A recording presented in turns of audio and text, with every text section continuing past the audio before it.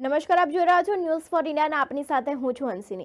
વિશ્વ હિન્દુ પરિષદ બજરંગ દળ કપડવંજ જિલ્લો દ્વારા કઠલાલ મામલતદાર કચેરી ખાતે જમ્મુ કાશ્મીરમાં થયેલા આતંકી હુમલા બાબતે રેલી યોજીને આવેદનપત્ર આપવામાં આવ્યું। આવેદનપત્રમાં જણાવ્યું છે કે જમ્મુ કાશ્મીરમાં વૈષ્ણોદેવીથી કટારા જતા સમયે 9 જૂનના દિવસે હિન્દુ શ્રદ્ધાળુઓની બસ પર ક્રૂર પાકિસ્તાની शोषित इस्लामिक जेहाद आतंकवादियों कायरतापूर्वक हुमलो कर्यो, जेमां 10 हिंदू तीर्थयात्री मार्या गया। आखा देशने सतबद्ध કરી દેવાવાળી આ ઘટનાથી દેશ આક્રોશમાં છે।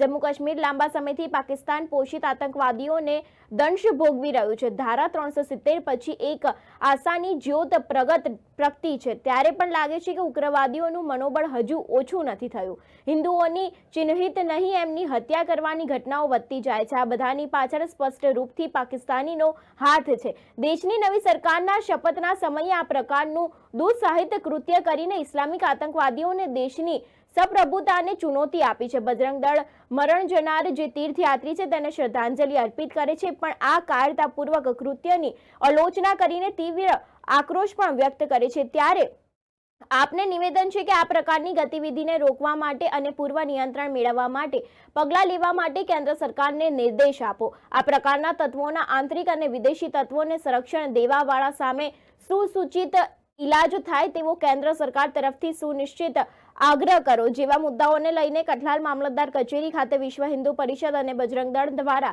आवेदनपत्र आपवामां આવ્યું હતું। આપનું નામ શું છે, હોદ્દો શું છે, આજે જે આવેદનપત્ર આપ્યું છે કઈ બાબતે આપ્યું છે?